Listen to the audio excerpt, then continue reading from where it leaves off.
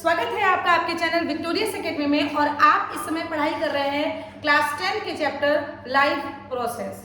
हम लोगों ने प्लांट का न्यूट्रिशन कंप्लीट कर लिया था, यानी कि अबाउट फोटोसिंथेसिस कंप्लीट जानकारी ले ली थी। That what is raw material used in photosynthesis, what is the process of photosynthesis, which part of plant used in photosynthesis। ठीक है, इसके अलावा what is the reaction of photosynthesis. काफी कुछ हम लोगों ने प्लांट न्यूट्रिशन के बारे में कंप्लीट किया। अब हमको स्टार्ट करना है अबाउट एनिमल न्यूट्रिशन। तो बच्चों, एनिमल न्यूट्रिशन की बात करें तो एनिमल न्यूट्रिशन में आप लोगों को पता है कि एनिमल्स दो कैटेगरी के होते हैं। अगर दो कैटेगरी के एनिमल्स की बात करें तो आप लोगों को कंप्लीट जानकारी है कि यूनिसेलुलर, इसके साथ ही साथ में मल्टीसेलुलर ऑर्गेनिजम्स आपके आसपास देखने को मिलते हैं। यूनिसेलुलर और मल्टीसेलुलर में थोड़ा सा डिफरेंस होता है। यूनिसेलुलर ऑर्गेनिजम्स में प्रॉपर सिस्टम नहीं पाया जाता बच्चों, मैकेनिज्म होती है लेकिन प्रॉपर ऑर्गन्स नहीं होते कि वो डाइजेस्टिव सिस्टम में पार्टिसिपेट करें। बट मल्टीसेलुलर ऑर्गेनिज्म में तो प्रॉपर ऑर्गन सिस्टम प्रेजेंट होता है। तो सबसे पहले हम लोगों को पढ़ना है न्यूट्रिशन इन यूनिसेलुलर एनिमल्स। तो आपकी फर्स्ट मेन हेडिंग है न्यूट्रिशन इन यूनिसेलुलर एनिमल्स। ठीक है, तो आप लोगों को अगर यूनिसेलुलर एनिमल्स की बात की जाए तो मुन्ना यूनिसेलुलर एनिमल्स में आप लोगों को सबसे बढ़िया पता है कि फाइलम प्रोटोजोआ के जो एनिमल्स होते हैं वो यूनिसेलुलर होते हैं। याद कर लो यार, डाइवर्सिटी क्लास 9 के चैप्टर से डिलीटेड हो चुकी है। अब डाइवर्सिटी डायरेक्टली आप लोग पढ़ोगे क्लास 11th में, 10th में थोड़ा बहुत तो यूनिसेलुलर मल्टीसेलुलर की नॉलेज ले लो। यानी कि एनिमल्स का जो सबसे सिंपलेस्ट एनिमल होता है वो फाइलम प्रोटोजोआ का होता है और वो यूनिसेलुलर है, यानी कि उनकी plant body made by only one cell. जितने भी कार्यक्रम होते हैं ना आपके शरीर के लाइफ प्रोसेस को चलाने के लिए, it means digestive system, circulatory system, excretory system, reproductive system, सब कुछ उसी एक ही सेल में होता है ना कमाल की बात। तो देखिए बेटा, न्यूट्रिशन इन यूनिसेलुलर एनिमल, तो सबसे पहले यूनिसेलुलर एनिमल किस फाइलम के अंतर्गत आते हैं तो हम लोग लिखेंगे, समझेंगे that phylum protozoa animals are unicellular. सबसे पहले तो यही जान लो कि किस फाइलम के एनिमल्स यूनिसेलुलर हैं। इसके बाद porifera, coelenterata, platyhelminthes, nematoda, annelida, arthropoda, mollusca, echinodermata, hemichordata and chordata. ये सब जो मैंने नाम लिए बच्चों, जो जब आप जूलॉजी पढ़ेंगे उसमें आप लोगों को डाइवर्सिटी में एनिमल किंगडम में आपको पढ़ने को मिलेगा। तब तक के लिए इतनी ज्यादा अभी जानकारी मत लो, बस इतना समझ लो कि फाइलम प्रोटोजोआ में आपके यूनिसेलुलर एनिमल्स रखे हैं। तो भाई एग्जाम्पल भी मैम बता ही दीजिए लगे हाथ। तो आपके एग्जाम्पल्स होते हैं मुन्ना अमीबा, अमीबा के साथ में आपका एग्जाम्पल होता है पैरामीशियम, पैरामीशियम के साथ ही आपका एग्जाम्पल होता है बोले यूग्लिना, यूग्लिना के बाद आप बहुत सारे एग्जाम्पल्स हैं यार, कितने सारे याद करोगे, ज्यादा से आपको बहुत ज्यादा इसके बारे में नॉलेज तो लेने नहीं है। तो इतने सारे एग्जाम्पल देखो, लेशमानिया, ट्रिपैनोसोमा, ये सब इसी के एग्जाम्पल है। ठीक, तो आप ये कम से कम 3 एग्जाम्पल याद करो, बस दैट्स इट। इसके बाद अगर हम लोग बात करें, सॉरी यूग्लिना एनिमल्स में नहीं आते, यूग्लिना यूग्लिना प्लांट्स में आते हैं। अमीबा, पैरामीशियम के बाद लेशमानिया, ट्रिपैनोसोमा, ये सब। ठीक, चले इसके बाद अगर हम लोग बात करें मुन्ना कि कैसे होता है न्यूट्रिशन। देखो भाई, हम लोगों में प्रोसेसिंग को चलाने के लिए कुछ स्टेप्स होते हैं। पहले उन स्टेप्स को पढ़ लेते हैं, फिर अमीबा और पैरामीशियम में उन स्टेप्स का क्या यूज है उसको पढ़ लेते हैं। सबसे पहले शुरुआत होती है मुन्ना, तैयारी शुरू कीजिए, मैकेनिज्म ऑफ न्यूट्रिशन को पढ़ने के लिए आपको 5 स्टेप्स पढ़ने पड़ेंगे, जिसमें से पहले नंबर का स्टेप आता है इंजेशन। इंजेशन का मतलब होता है the animals intake their food, मुंह के अंदर या फिर जिस पार्ट से, क्योंकि यूनिसेलुलर पढ़ रहे हैं तो इनमें तो प्रॉपर पार्ट होता नहीं, मुंह और एनस तो होता नहीं है। तो एनिमल में बस खाली इंजेशन का मतलब क्या हुआ वो मैंने आपको समझाया। तो इसकी डेफिनेशन होगी the food intake inside the mouth, खाने को मुंह के अंदर लेना इज कॉल्ड इंजेशन। क्लियर हुआ? सेकेंड नंबर पर आते हैं। सेकेंड नंबर का जो आपका डेफिनेशन मतलब स्टेप होगा मैकेनिज्म का, वो कहलाता है डाइजेशन। डाइजेशन का मतलब अब सीखिए बच्चों, डाइजेशन का मतलब होता है कॉम्प्लेक्स फूड पार्टिकल को स्मॉल फूड पार्टिकल्स में कन्वर्ट करना। कॉम्प्लेक्स फूड पार्टिकल हमेशा ऑर्गेनिक फॉर्म में होता है और उसको सिंपल फॉर्म में कन्वर्ट करने का मतलब उसको इनऑर्गेनिक सब्सटेंस में कन्वर्ट करना डाइजेशन है। आपने कॉम्प्लेक्स फॉर्म में कार्बोहाइड्रेट खाया, उसको सिंपल फॉर्म के ग्लूकोज में बदल दो। आपने कॉम्प्लेक्स का फॉर्म का प्रोटीन खाया, उसको सिंपलेस्ट फॉर्म के अमीनो एसिड में बदल दो। आपने कॉम्प्लेक्स फॉर्म का लिपिड खाया, उसको सिंपल फॉर्म के amino acid and fatty acid and glycerol में बदल दो। बस यही तो है डाइजेशन। और तब तक उसको बदलना है इतने सिंपल फॉर्म में कि वो एब्जॉर्ब हो जाए ब्लड में, तब तक। तो डाइजेशन का क्या मतलब हुआ? डाइजेशन का मतलब हुआ the conversion of complex and organic food material into the conversion of complex organic food material into simple inorganic food material. Simple and inorganic food material is called तो आपका आंसर हो जाएगा, इसी को हम लोग क्या कहते हैं? डाइजेशन कहते हैं। क्लियर हुआ बच्चों? ये किसकी मदद से होता है? डाइजेशन के लिए डाइजेस्टिव एंजाइम्स होते हैं।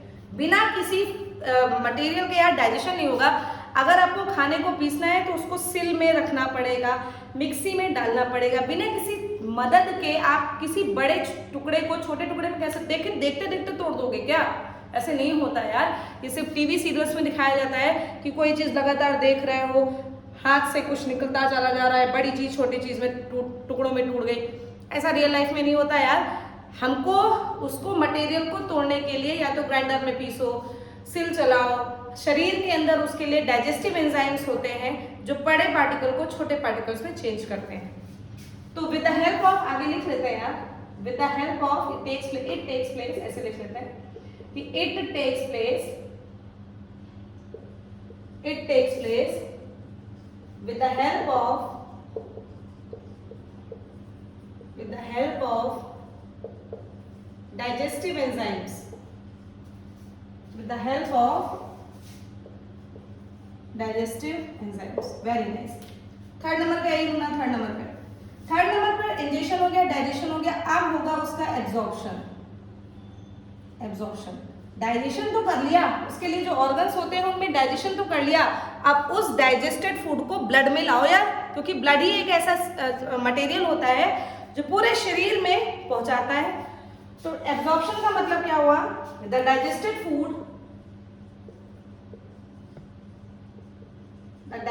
फूड कम्स इनटू ब्लड, या फिर अब यूनिसेलर एनिमल में तो ब्लड होता नहीं है तो उसमें बॉडी फ्लूइड लिखेंगे। Body fluid by diffusion. Diffusion क्या होता है मुन्ना? हायर कंसंट्रेशन से लोअर कंसंट्रेशन पे मटेरियल का ट्रांसफर होना इज कॉल्ड डिफ्यूजन। एब्जॉर्ब, देखो मान लो ये मटेरियल यहाँ पे भर भर के आपने डाइजेस्ट कर लिया, इसके किनारे ब्लड कैपिलरीज मौजूद है, यहाँ पे कमी है तो ये यहाँ से यहाँ ट्रांसफर हो जाएगा कि नहीं? यार चीजें को नॉर्मलाइज करके पढ़ो। तो the digested food comes into blood और body fluid by diffusion is called क्या है? तो आपका आंसर हो जाएगा एब्जॉर्प्शन। क्लियर? फोर्थ स्टेप क्या कहलाता है? Fourth step assimilation. एसिमिलेशन का क्या मतलब होता है? अब ब्लड में absorb food, digested food blood में तो आ गया एब्जॉर्ब करके, लेकिन उस ब्लड के माध्यम से पूरे शरीर में उसको पहुंचाना is called assimilation. So the absorbed food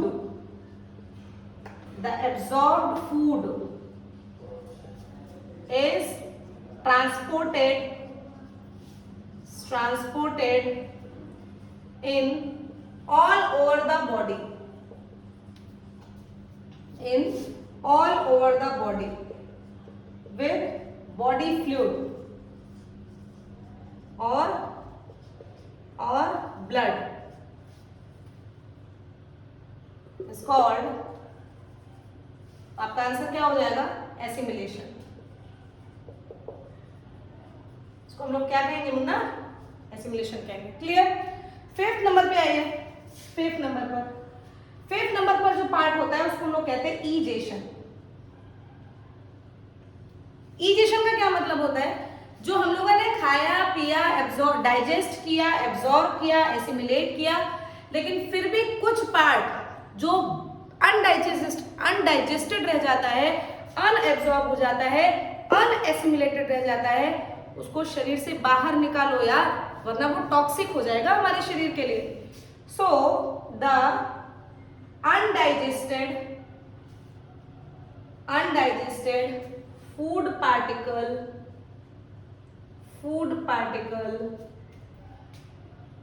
pushes या बाहर निकालना, egested बाहर निकालना, food particle remains in body,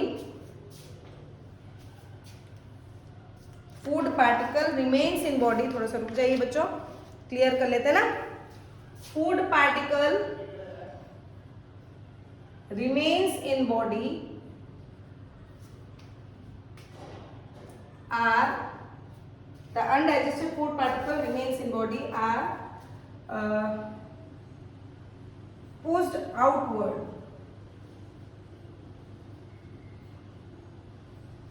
बाहर की तरफ उसको भेज दिया जाता है, चलो निकलो यहाँ से, शरीर में रहने की तुमको जरूरत नहीं है, अगर तुम रहे तो तुम हमारे शरीर के लिए नुकसानदायक हो जाओगे। समझ में आया? पुश्ड आउटवर्ड, थ्रोन आउटवर्ड, कुछ भी यूज करो यार, थ्रोन लिख सकते हैं, थ्रोन आउटवर्ड। तो इस तरीके से 5 स्टेप में आपका डाइजेशन कंप्लीट हुआ। जल्दी से इन 5 स्टेप को मेरे साथ दोहराइए। इंजेशन का मतलब खाने को इनटेक करना, डाइजेशन का मतलब कॉम्प्लेक्स फूड पार्टिकल को सिंपल फूड पार्टिकल में चेंज करना, एब्जॉर्प्शन का मतलब डाइजेस्टेड फूड को ब्लड कैपिलरीज या फिर बॉडी फ्लूइड में भेजना, एसिमिलेशन का मतलब उस एब्जॉर्ब फूड को पूरे शरीर में पहुंचाना, पूरे शरीर में, और इजेशन का मतलब जो थोड़ा बहुत अनडाइजेस्टेड पार्ट है उसको शरीर से बाहर निकालना। क्लियर बच्चों? इसका स्क्रीनशॉट लीजिए, आपको अमीबा में डाइजेशन पढ़ाने जा रहे हैं, स्क्रीनशॉट। चलिए ओके, थैंक यू। इसके बाद हम लोगों को आपके एनसीईआरटी में दे रखा है कि अमीबा में कैसे डाइजेशन होता है। भाई ह्यूमन में तो पढ़ना ही पढ़ना है, अमीबा और पैरामीशिया में भी थोड़ा बहुत जानकारी दी गई है, तो आप लोग भी अमीबा की जानकारी ले लीजिए। अमीबा अभी आप लोगों को क्या पता चला किस फाइलम का एनिमल है, तो आप लोगों को याद हो गया है कि वो प्रोटोजोआ का एनिमल है। तो आज हम लोग पढ़ेंगे न्यूट्रिशन इन अमीबा। चलिए देखिए, अमीबा के शरीर कुछ बेटू जी इरेगुलर होता है, उसमें कोई प्रॉपर शेप नहीं होता, ठीक। तो ये अमीबा के अंदर का ये प्लाज्मा मेम्ब्रेन है, उसके शरीर के ऊपर सेल वॉल तो होती नहीं है, ये प्लाज्मा मेम्ब्रेन है, ये उसके अंदर के शरीर का साइटोप्लाज्म है, और ये उसकी बॉडी का न्यूक्लियस है। क्लियर? अमीबा चूंकि 100% एक्वेटिक एनिमल होता है, तो पानी में मौजूद फूड को ही वो इनटेक करता है। तो इसके बाद पहले स्टेप में अगर अमीबा के पास देखो यहाँ पर फूड पार्टिकल आ गया, ये क्या है? ये फूड पार्टिकल है। क्लियर बच्चों? तो हम लोगों ने देखो इंजेक्शन की डेफिनेशन लिख ली है, वैसे यहाँ पर भी समझेंगे कि अमीबा इनटेक देयर फूड। अब किसके माध्यम से वो सीखेंगे। देखिए ये जो इसका प्लाज्मा मेम्ब्रेन है बच्चा, ये थोड़ा सा बढ़ता है और बढ़ के इस फूड पार्टिकल को बॉडी के अंदर कर लेता है। तो यहाँ पर कुछ ऐसा स्ट्रक्चर बनाते हैं हम, ये फूड पार्टिकल देखो अंदर आ गया, और साथ में पानी के भाई पानी के साथ आएगा ना ये food particle.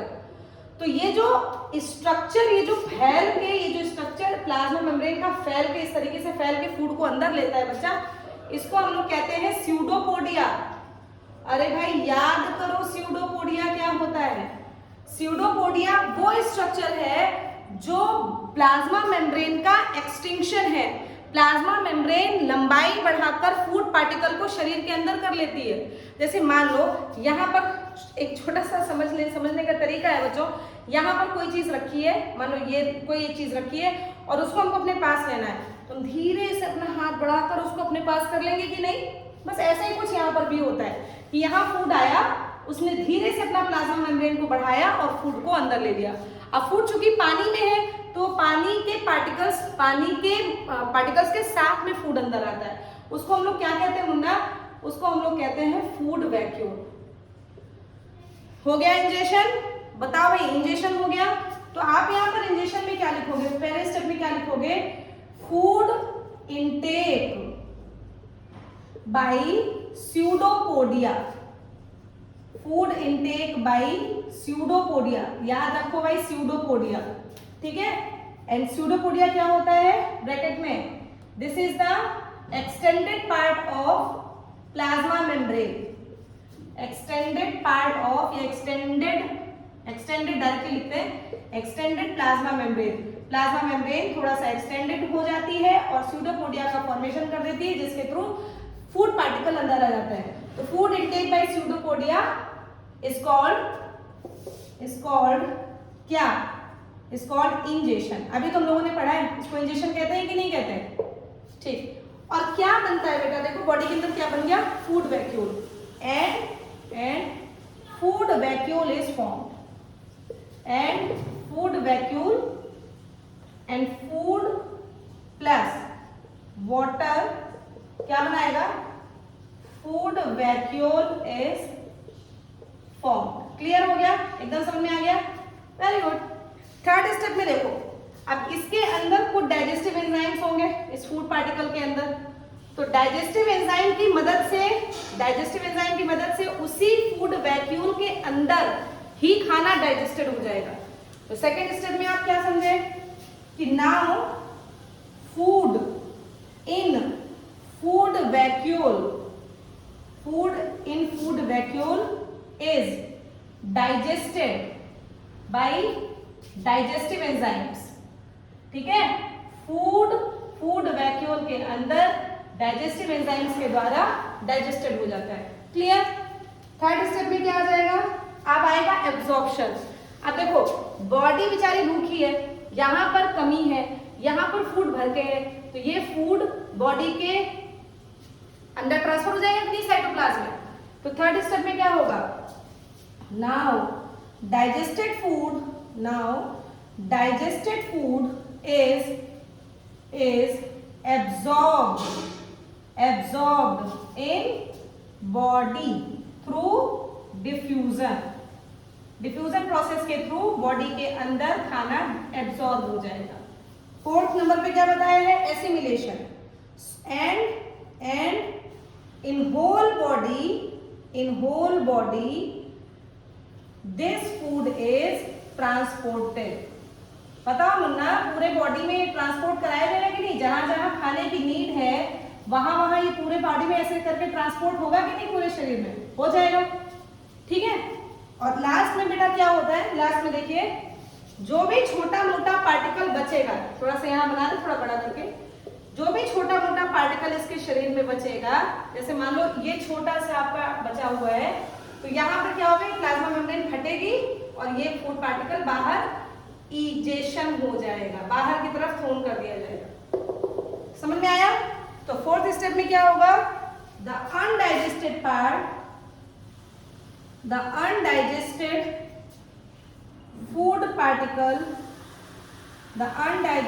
food particle is thrown outside by rupture of plasma membrane। देखो पांचों स्टेप यहां पर भी लगे, by rupture of plasma membrane at anywhere of from body, at anywhere of body। Body के किसी भी जगह से, कहीं पर भी अगर उसको लगेगा कि भैया इसको बाहर निकालना है तो वो बाहर निकाल देगा। छोटी सी बात ही, आपने अमीबा में भी डाइजेशन कंप्लीट कर लिया। क्या क्या पढ़ा आपने? कि प्लाज्मा मेम्ब्रेन का बॉडी इरेगुलर होता है, इरेगुलर इन शेप होता है, ठीक, इरेगुलर इन शेप होता है। उसके में बाहर की तरफ प्लाज्मा मेम्ब्रेन होता है, जब वो खाना खाता है तो पानी के पार्टिकल के साथ में अंदर आता है, जिसको हम लोग क्या कहते हैं? Food vacuole. अमीबा अपना खाना किसकी सहायता से डाइजेस्ट करता है? तो उसका आंसर होगा स्यूडोपोडिया की सहायता से। खाना इंटेक करने के बाद इस प्रोसेस को क्या कहोगे? इंजेशन। फिर बॉडी के अंदर ही उसको डाइजेस्टिव एंजाइम्स के द्वारा डाइजेस्ट करा दिया जाता है। इस प्रोसेस को क्या कहोगे? डाइजेशन। फिर बॉडी में डिफ्यूजन प्रोसेस के थ्रू यानी कि हायर कंसंट्रेशन से लोअर कंसंट्रेशन की तरफ food material, digested food material को एब्जॉर्ब करा दिया जाता है। एसिमिलेशन में क्या बताया कि पूरे शरीर में जहां जहां जरूरी है ग्रोथ ऑफ अमीबा के लिए, जहां जहां वो खाना जरूरी है वहां वहां वो खाना पहुंचाया जाएगा। This process is called assimilation. और लास्ट में जो अनडाइजेस्टेड पार्टिकल होगा उसको बाहर निकाल दिया जाएगा कहीं से भी प्लाज्मा मेम्ब्रेन को रप्चर करके। हो गया आपका क्या? आपका हो गया अमीबा में डाइजेशन कंप्लीट। स्क्रीनशॉट लीजिए बच्चों। छोटा सा पैरामीशियम में भी आपको दे रखा है, तो पैरामीशियम की भी बात है, स्क्रीनशॉट ले लिया। चलिए आप थोड़ा सा यहीं पर आपको ऊपर की तरफ फिगर बनाकर हम पैरामीशियम भी सिखा दे रहे हैं। प्रोसेस का भी है, खाली वहां पर स्यूडोपोडिया नहीं बनेगा बस, ठीक? प्रोसेस पूरा वही। तो पहला स्टेप खाली वहां पर थोड़ा सा चेंज होगा, उसको हम सही कर दे रहे हैं, बाकी सब वही होगा, ठीक? देखो भाई, अब हम लोग थोड़ा सा पैरामीशियम के बारे में समझते हैं। देखिए पैरामीशियम आपको कुछ ऐसा स्ट्रक्चर होता है, इसकी पूरी बॉडी में सीलिया पाया जाता है, ठीक? इस तरीके से यहाँ पर एक थोड़ा सा होल होता है जिस पोर्शन को आप साइटोफेरिंक्स कहते हो, साइटोफेरिंक्स, ठीक? यहाँ पर ये स्ट्रक्चर आपके पैरामीशियम का है। ये स्ट्रक्चर क्या कहलाता है? साइटोपाइज। अब देखो सीलिया क्या करते हैं? लगातार बेटू आगे पीछे बैक एंड फोर्थ मूव करते हैं। तो क्या हुआ? Cilia is present in all over the body of paramecium and it moves back and forth regularly। आगे पीछे ये लगातार मूव करते रहते हैं। अब अगर आगे पीछे लगातार मूव कर रहे हैं बेटा, तो जैसे ही कोई खाने का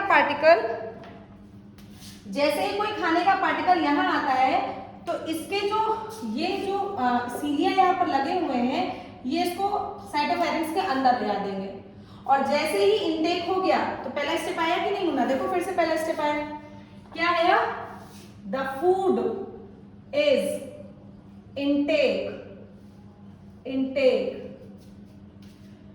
माउथ नहीं है, माउथ जैसा स्ट्रक्चर है। फूड इज इनटेक थ्रू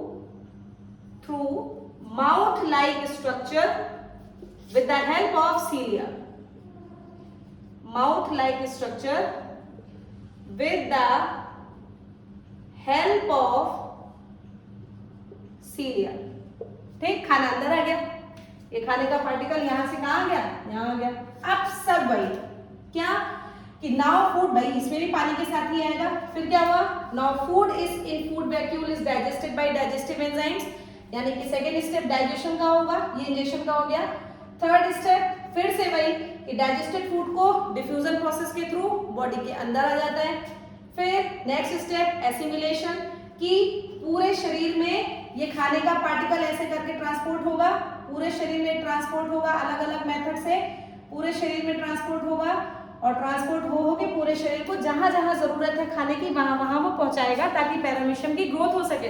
और फिर जहां से भी अनडाइजेस्टेड जो फूड पार्टिकल होगा, यहाँ पर एक प्रॉपर प्लेस होता है मुन्ना, इस जगह से इसको बाहर निकाल दिया जाता है। तो साइटोपाइज एक स्ट्रक्चर है, समझ लो, जानकारी ले लो कि यहाँ से इजेशन होता है, यहाँ से इजेशन होता है। तो आप लोगों ने आज छोटे से लेक्चर में, छोटा ने थोड़ा सा बड़ा हो गया समझाने में बेटा, आप लोगों ने कंप्लीट किया है आज यूनिसेलुलर एनिमल में कैसे आपका न्यूट्रिशन प्रोसेस कंप्लीट होती है, ठीक है?